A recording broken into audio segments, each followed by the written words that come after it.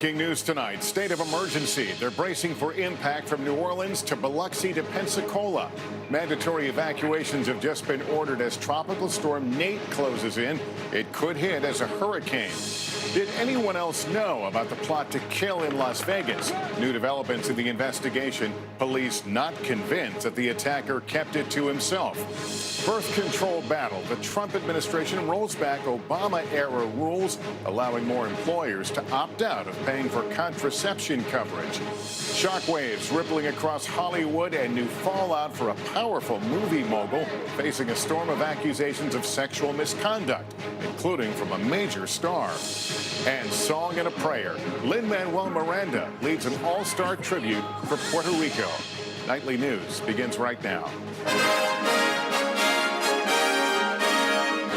From NBC News World Headquarters in New York, this is NBC Nightly News with Lester Holt. Good evening and thanks for being with us. Late today, the mayor of New Orleans ordered mandatory evacuations and a curfew as the Gulf Coast braces for another possible hurricane. It's called Nate, a tropical storm now, but threatening to build to hurricane strength before hitting the Gulf Coast this weekend, posing a major flood danger after leaving nearly 24 dead across Central America. Hurricane and tropical storm warnings are posted tonight from Louisiana to the Florida Panhandle. Our Kerry Sanders has the latest. Nate hit Central America as a weak tropical storm, but the impact powerful. In hard-hit Nicaragua, up to 15 inches of rain, turning roads like this one into rivers. This woman says the storm has left so many children crying. They're hungry and thirsty. In mountainous Costa Rica, major mudslides and widespread power outages. Thousands now homeless, at least 22 dead. Among them, 2 kids swept away in fast-rising waters. Hurricane warnings now in place for parts of Louisiana, Mississippi, and Alabama.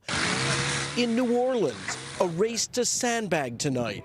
Residents here not worried so much about the levee system giving way, as happened 12 years ago during Katrina, rather fears the city's crippled pumping system will fail. It was recently tested, in the system itself, and it just didn't hold. In August, 17 critical pumps in the city lost power. Only 8 inches of rain turning to a calamity. I want to be really clear. We have sufficient pumps, power, and manpower to handle this threat if the rain totals remain as forecast and the intensity is directed. All attention is now on those pumps like the one over my shoulder here, with the expectation that Nate will become a hurricane. As you noted, Lester, at the top here, the mayor of New Orleans has issued mandatory evacuations for certain parts of the city. All right, Kerry Sanders tonight, thank you. Let's turn to Al Roker with the latest forecast track, which has shifted slightly since last night.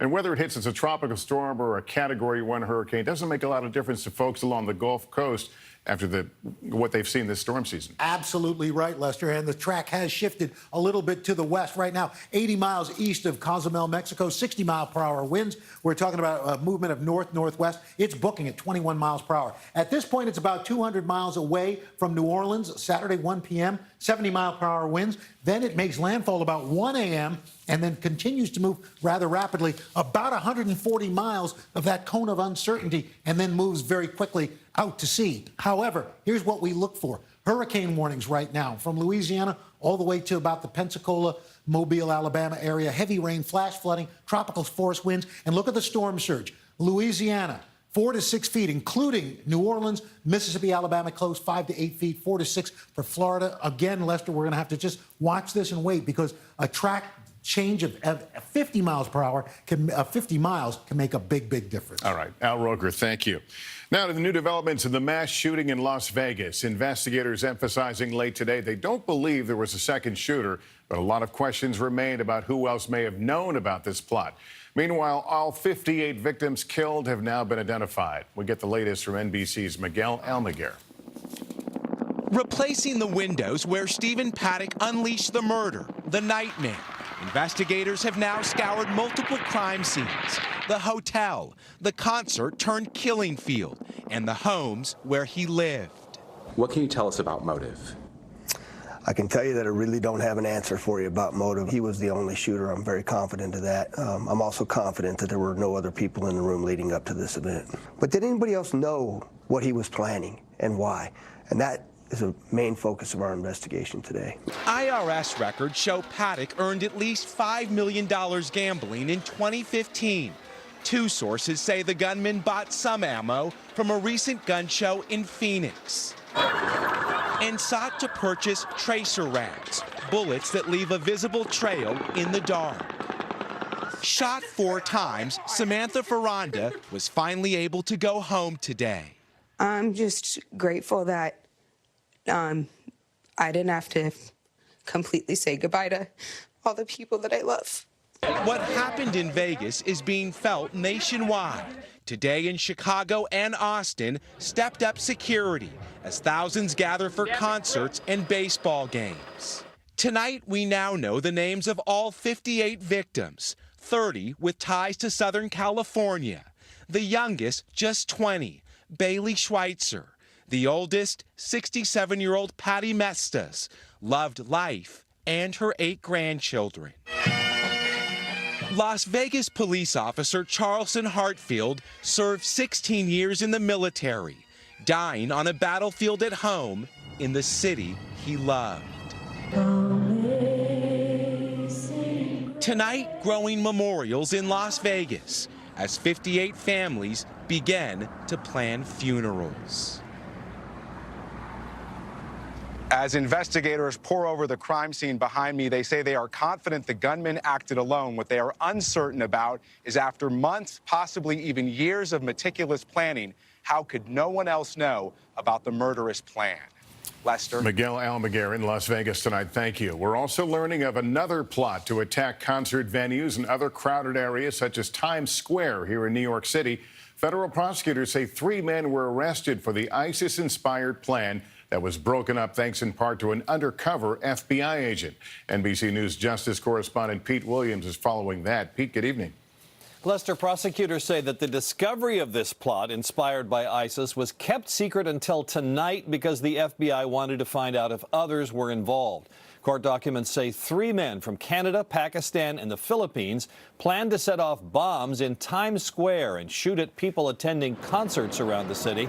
They talked about the 2015 attacks in France at the Bataclan Theater and said, quote, "We just walk in with guns in our hands. That's how the Paris guys did it."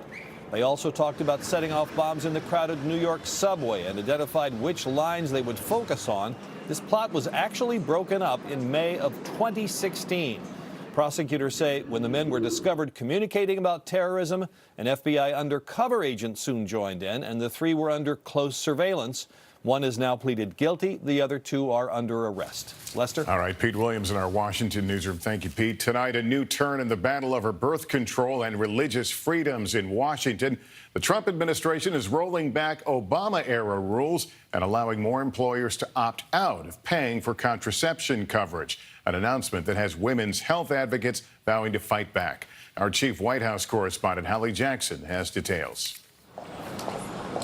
Tonight, it's getting harder for some women to get birth control through their insurance after a sweeping change by the Trump administration that will let more employers opt out of a requirement to pay for contraceptive coverage. The new rule now allows more businesses who don't want to subsidize birth control for employees to ask for exemptions for moral or religious reasons. Not just religious organizations, but businesses of all sizes, schools and universities, and nonprofits, too. The decision today celebrated by religious liberties advocates. What it does do is create a narrow and targeted exemption for those who cannot, in good conscience, provide this as part of their health care plan. President Trump fulfilling a campaign pledge. The first priority of my administration will be to preserve and protect our religious liberty. His administration says the new exemptions might only apply to 200 companies and will not affect the vast majority of women. But that's only based on groups that so far have sued the government to be able to opt out of Obamacare's contraceptive requirement. What's unknown is who else might ask for exemptions. Advocates for broader access to birth control describe this as a setback, with the ACLU already announcing a lawsuit. What this rule does is put that coverage in jeopardy because it puts control in their boss's hands as to whether they have access to birth control coverage that is currently guaranteed. As for timing, the new rule goes into effect immediately. Lester. Ellie Jackson of the White House, thanks. Now to the cryptic comment from President Trump that is rippling across Washington tonight. Surrounded by military leaders and their spouses, the president told reporters that they might be seeing, quote, the calm before the storm. A remark that has prompted many to ask, was he referring to something specific? The White House isn't saying, and NBC's Peter Alexander has more. Thank you very much, everybody. From the Oval Office tonight, President Trump with a wink and a tease. Thank you very much. You'll find out. Revealing no new details about the meaning of this cryptic comment during a reception with military leaders and their spouses Thursday night. You guys know what this represents? Tell us, sir. Maybe it's the calm before the storm. What's the storm? Could be the calm before the storm. What storm, Mr. President? You'll find out. What's he talking about? The White House insisting President Trump never tips his hand. We're never going to say in advance what the president's going to do. It's unclear whether the president was just toying around, deflecting from the political storm engulfing his administration, or previewing some new action. Tonight, multiple U.S. officials telling NBC News President Trump will likely announce next week he won't certify Iran is complying with the nuclear deal, a move that could lead to new sanctions. His press secretary, unprompted, also bringing up North Korea. We're continuing to put maximum economic and diplomatic pressure on countries like North Korea. We're going to continue to do that. White House veterans warn words matter. Those words that come out of the president's mouth have an impact all around the globe, and sometimes there are unintended consequences because of the words that are spoken. Tonight, the former reality TV star turned president is leaving American allies and adversaries with a cliffhanger. Peter Alexander, NBC News, the White House. Now to the late confirmation from the Pentagon that a fourth American soldier was killed in Niger, left behind after Islamic militants ambushed a U.S. Special Forces patrol on Wednesday. We get the latest from NBC News Pentagon correspondent Hans Nichols. The bodies of 3 fallen Green Berets back home tonight after they were killed in an ambush in the West African nation Niger. Staff Sergeant Brian Black, 35, a sharpshooter from Puyallup, Washington. Staff Sergeant Dustin Wright from Lyons, Georgia, just 29 years old. Staff Sergeant Jeremiah Johnson, 39, from Springboro, Ohio, where the community is devastated. We knew where he was, and he wasn't in a good place. And it was just heartbreaking. The Green Berets, just a few of the 800 American troops in Niger, where U.S. stations drones to watch Islamic extremists across the Sahara and train local Nigerian troops in counterterrorism. But a routine mission turned into full-fledged combat Wednesday when nearly a dozen U.S. and Nigerian forces were surprised by Islamic militants. A deadly firefight ensued. French helicopters evacuated the casualties. In the chaos of battle, 1 U.S. soldier missing in action. An urgent rescue operation was launched. U.S. special operators flown in from across the globe. But it was too late. His body found today by Nigerian troops. Well, you try never to leave a soldier behind. It's very unusual to do so. It must have been one heck of a firefight for that to happen. Military officials tell NBC News that the Green Berets did kill some Islamic extremists, but they can't say how many, where they came from, or if they'll strike again. Hans Nichols, NBC News, the Pentagon. There is mixed news on the economy this evening. The U.S. lost 33,000 jobs in September, the first decline in monthly jobs numbers going back 6 years. Back-to-back hurricanes likely had a significant impact on the slowdown in hiring, but the unemployment rate actually declined to 4.2%. That is the lowest since February of 2001, and a sign the job market remains strong. Still ahead as we continue here tonight, the scandal rocking Hollywood. New fallout from the sexual harassment accusations against one of the movie industry's biggest power players. Also caught on camera, the world's biggest passenger plane coming in for a terrifying landing. Stay with us. Every day, people are fighting type 2 diabetes with fitness, food, and the pill that starts with F. Farxiga, along with diet and exercise, helps lower blood sugar in adults with type 2 diabetes, lowering A1C by up to 1.2 points. Do not take if allergic to Farxiga. If you experience symptoms of a serious allergic reaction such as rash, swelling, difficulty breathing or swallowing, stop taking and seek medical help right away. Do not take Farxiga if you have severe kidney problems, are on dialysis, or have bladder cancer. Tell your doctor right away if you have blood or red color in your urine or pain while you urinate. Farxiga can cause